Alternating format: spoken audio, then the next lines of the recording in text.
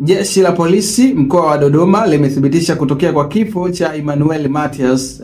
Kwa maana ya hiyo ni taarifa ambayo iliripotiwa Novemba 16 mwaka 2025 kwa maana ya majira ya saa 3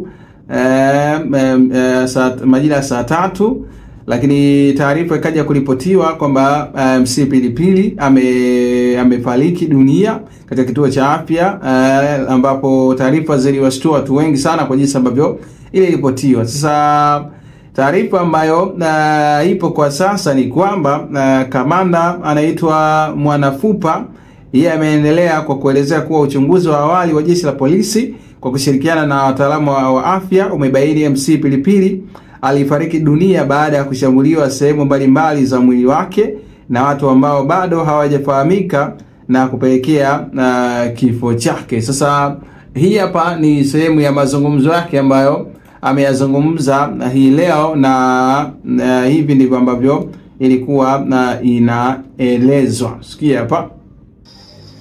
Uchunguzi wa awali wa jeshi la polisi kushirikiana na wataalamu wa afya